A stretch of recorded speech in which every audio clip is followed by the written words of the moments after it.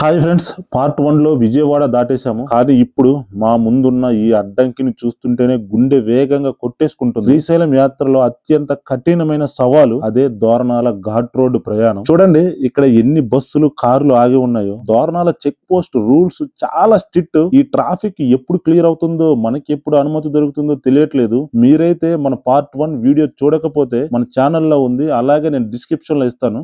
Good morning friends, ఇప్పుడు time వచ్చి 6 గంటలు కావస్తుంది. మనం శ్రీశైలం అడవి ముఖద్వారాన దోర్నాల గేట్ దగ్గర అయితే ఉన్నాము. చూడండి వెనకాల ఎంత క్యూ కట్టుందో, బళ్ళన్నీ ఎప్పుడెప్పుడు గేట్ తీస్తారని చూస్తున్నారు. గేట్ తీస్తే మేము కూడా శ్రీశైలం వెళ్ళాలని చూస్తున్నాము. ఇక్కడ ఒక రూల్ ఉంది, రాత్రి 9 గంటల నుంచి ఉదయం 6 గంటల దాకా గేట్ మూసేస్తారు. ఎందుకంటే ఇది నల్లమల్ల ఫారెస్ట్ అనమాట. రాత్రులే సింహాలు, పులులు, వన్యమృగాలు తిరిగే టైం కాబట్టి రాత్రులు ఎవరిని అనుమతించరు. అందుకే ఇప్పుడే గేట్ తీశారు. చలో మనమైతే శ్రీశైలం వెళ్ళిపోదాం. ఇక్కడ నుంచి దాదాపు 47 కిలోమీటర్లు ఉంది. స్వాములు స్నానాలు చేసుకొని, మేమంతా స్నానాలు చేసుకొని అలాగే బయలుదేరే ముందు ఆ శ్రీశైలం మల్లికార్జున స్వామిని దర్శించుకునే ముందు, ఈ ఘాట్ రోడ్ ఎక్కే ముందు మా వాహనానికి పూజ అయితే చేస్తున్నాము. మా యాత్రకు ఎలాంటి అడ్డంకాలు, ఎలాంటి ఇబ్బందులు రాకుండా ఉండాలని, అలాగే మీ ఆశీస్సులు కూడా మాకు ఉండాలని, ఆ స్వామి వారి ఆశీస్సులు కూడా ఉండాలని మనస్ఫూర్తిగా కోరుకుంటున్నాము. ఓం నమః శివాయ, ఓం నమః శివాయ, ఓం నమః శివాయ. శంభో శంకర, శంభో శంకర, శంభో శంకర, శంభో శంకర. మొత్తానికి ఆ స్వామి వారి ఆశీర్వాదం మరియు దైవ బలంతో దోర్నాల చెక్ పోస్ట్ అయితే దాటేశాము. ఇప్పుడు మనం నేరుగా నల్లమల్ల అడవిలోని ఘాట్ రోడ్ లోకి ప్రవేశించాము. ఈ రోడ్డు ప్రయాణం భయంతో పాటు ఉత్సాహాన్ని కూడా ఇస్తుంది. ఈ దట్టమైన అడవుల్లో మేము ప్రయాణిస్తుండగా భక్తికి అసలైన రూపం కళ్ళ ముందు కనిపించింది. చూడండి, ఎంత కష్టమైనా సరే కాలి నడకన వెళ్తున్న స్వాములు, సైకిల్ పై మాల ధారణతో వెళ్తున్న భక్తులు, మా టెంపోలో హాయిగా వెళ్తున్న మాకు వారి త్యాగం చూస్తే గుండె బరువెక్కింది. నల్లమల్ల ఘాట్ రోడ్ అనగానే భయం మాత్రమే కాదు, కళ్ళ ఆర్పకుండా చూడాల్సిన అద్భుతమైన అందాలు కూడా ఉన్నాయి. చుట్టూ ఉన్న ఈ పచ్చని కొండలు, నింగిని తాగుతున్న ఈ దట్టమైన చెట్లు వరసలు చూస్తుంటే ఒక కొత్త లోకానికి వచ్చిన అనుభూతి కలుగుతోంది. ఈ ప్రయాణంలో మనల్ని నవ్వించేవి, అలరించేవి ఇవే. దారి పొడవునా ఎన్నో కోతులు కనిపిస్తున్నాయి. అవి అల్లరి చేస్తున్నా, ఆహారం కోసం ఎదురు చూస్తున్నా, వాటిని చూస్తుంటేనే మనసులో ఉన్న భారం కాసేపు తగ్గుతుంది. ఇవి కూడా స్వామి దర్శనం కోసం ఎదురు చూస్తున్న భక్తుల్లాగానే ఉన్నాయి కదా. నల్లమల్ల అడవుల్లో ఇదే నా ఫస్ట్ ట్రిప్ అన్నమాట, శ్రీశైలం ట్రిప్. నేను ఇప్పటి వరకు ఎప్పుడు రాలేదు, కానీ ఎక్సలెంట్ ఉంది నా ట్రిప్ అయితే. సూపర్ అంటే సూపర్. ఆ ఫ్లాగ్స్ అవి చాలా చాలా చాలా ఎంజాయ్ చేశాను ఈ ట్రిప్. ఇంకా కొంత దూరమే ఉంది మనం శ్రీశైలం వెళ్ళడానికి. జస్ట్ ఒక 10 కిలోమీటర్స్ ఉంది. అందులోకి పిల్లలు జస్ట్ వాష్రూమ్ ఇవన్నీ వస్తున్నాయంటే ఆపాము టెంపో అయితే. ఓకే, మనం వెళ్ళిపోదాం. మీరు ఎప్పుడైనా ఈ నల్లమల్ల ఫారెస్ట్ లో ఈ ఘాట్ రోడ్ ప్రయాణం మీరు చేస్తుంటే కింద కామెంట్ సెక్షన్ లో చెప్పండి. అలాగే మీ అనుభూతిని తెలియజేయండి. మనమైతే ఆ సాక్షి గణపతి టెంపుల్ దగ్గరకి అయితే వచ్చాము. ఇంకా 1 కిలోమీటర్ మాత్రమే ఉంది. ఫైనలీ మనం ఆ సాక్షి గణపతి టెంపుల్ కి అయితే వచ్చేసాము. ఫ్రెండ్స్, మనం మెయిన్ శ్రీశైలం గుడికి వెళ్ళాలంటే ఫస్ట్ ఈ సాక్షి గణపతిని దర్శించుకోవాలి. ఎందుకో తెలుసా?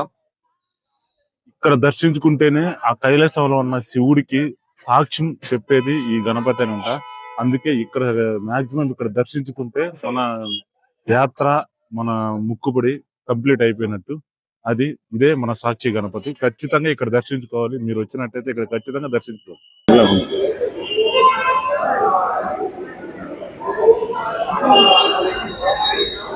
సాక్ష్యం అయితే వేయించుకున్నాము సాక్షి గణపతి దగ్గర. ఇంకా డైరెక్ట్ గా మల్లికార్జున స్వామి దగ్గరికి వెళ్ళిపోతున్నాము. పదండి వెళ్ళిపోతాం మనం కూడా.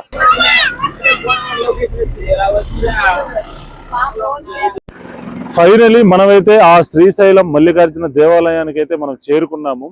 మాకైతే రూమ్ దొరకలేదు. మా సామాన్లు, బ్యాగులు, ఫోన్లు ఇవన్నీ టెంపోలో పెట్టేసి ఇంకా మేమైతే దర్శనానికి అయితే డైరెక్ట్ గా వెళ్ళిపోతున్నాము. ఎందుకంటే ఫోన్లు అయితే అలౌ లేదంట చెప్పారు. ఇక్కడ ఫోన్లు అలౌ లేదు, వీడియో తీయడానికి అయితే లేదని చెప్పారు. అందుకనే ఇంకా డైరెక్ట్ గా ఫోన్లన్నీ ఇక్కడ పెట్టేసి వెళ్ళి దర్శనం చేసుకొని తర్వాత వచ్చి చెప్తాను.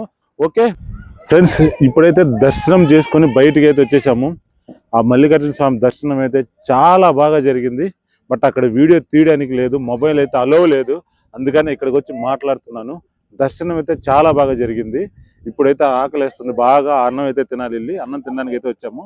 పక్కన ఒక రెస్టారెంట్ ఉంది, అక్కడికి వెళ్ళి అన్నం తినేసి ఇంకా నెక్స్ట్ పాతాళ గంగకి అయితే వెళ్ళిపోతాం. ఓకే, ఆ నల్లమల్ల ఘాట్ రోడ్ ప్రయాణము, సాక్షి గణపతి దర్శనము, ఇప్పుడు మన మల్లికార్జున స్వామి దర్శనము పూర్తిగా కంప్లీట్ చేసుకున్నాము. చాలా అంటే చాలా అలసిపోయాము, అందుకే మొత్తం ఒక హోటల్ దగ్గర కూర్చొని హ్యాపీగా భోజనం అయితే చేస్తున్నాము. మొత్తానికి భోజనం అయితే కంప్లీట్ చేసాము. ఇక యాత్ర సంపూర్ణం కావాలంటే కృష్ణమ్మ ఒడికి వెళ్లాల్సింది. అందుకే ఇప్పుడే శ్రీశైలంలో క్షేత్రంలో అత్యంత పవిత్రమైన పాతాళ గంగకు వెళ్తున్నాము. అలాగే పాతాళ గంగకు వెళ్ళాలంటే రెండు మార్గాలు ఉన్నాయి. ఒకటి రోప్ వే ద్వారా వెళ్ళొచ్చు. ఈ రోప్ వే ద్వారా వెళ్ళాలంటే పెద్దలకి 100 రూపాయల టికెట్, అలాగే పిల్లలకి 70 రూపాయల టికెట్. రెండు మెట్లు ద్వారా కూడా వెళ్ళొచ్చు. చాలా మంది ఈ రోప్ వే ద్వారా వెళ్ళడానికే చూస్తుంటారు, ఎందుకంటే చాలా బాగుంటది.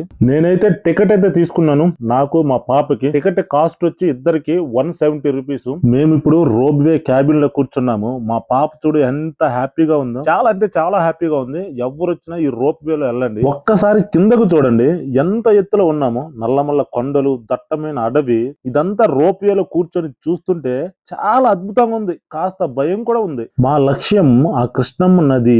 ఈ రోప్ వే ప్రయాణంలో కృష్ణమ్మ నదిని పైనుంచి చూస్తుంటే దృశ్యం మాటల్లో చెప్పలేం. శ్రీశైలం యాత్ర రోప్ వే ద్వారా రావడం అనేది మల్లికార్జున స్వామి ఇచ్చిన ఒక అద్భుతమైన బహుమతి అనుకోండి. రోప్ వే ప్రయాణం అయితే చాలా ఫాస్ట్ గా అయితే అయిపోయింది. ఇంకా కొంచెం దూరం వెళ్ళుంటే బాగుండు అనిపించింది. మీరు కూడా ఖచ్చితంగా వస్తే ఈ రోప్ వే ప్రయాణం అయితే చేయండి, ఎందుకంటే చాలా అంటే చాలా బాగుంది. ఇక మేమైతే ఆ పాతాళ గంగ దగ్గరికి అయితే వెళ్తున్నాము. చివరికి మేము పవిత్రమైన పాతాళ గంగ ఒడ్డున చేరుకున్నాము. ఈ ప్రవాహాన్ని చూస్తుంటే ఆ రోప్ వే ప్రయాణం, ఘాట్ రోడ్ కష్టం అన్ని మర్చిపోయాము.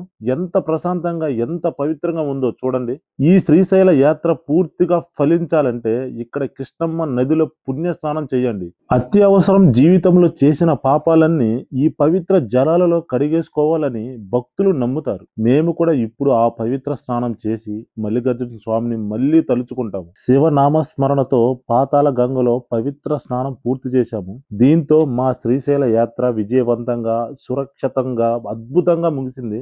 దారిలో మాతో పాటు కలిసి ప్రయాణించినందుకు మీ అందరికీ ధన్యవాదాలు. ఓకే ఫ్రెండ్స్, చూశారు కదా, గుమ్మలదబ్బు నుంచి స్టార్ట్ అయింది మన ప్రయాణం. విజయవాడ కనకదుర్గమ్మ తల్లిని దర్శించుకొని అలాగే నల్లమల్ల ఫారెస్ట్లో మన ప్రయాణం స్టార్ట్ అయింది. అక్కడి నుంచి శ్రీశైలం మల్లన్న స్వామిని దర్శించుకొని ఇప్పుడు పాతాళ గంగ దగ్గరికి వెళ్ళి ఇప్పుడే వచ్చాము. ఇది ఫ్రెండ్స్, మొత్తానికి ఇదంతా ఒక అద్భుతమైన అనుభూతినిస్తుంది.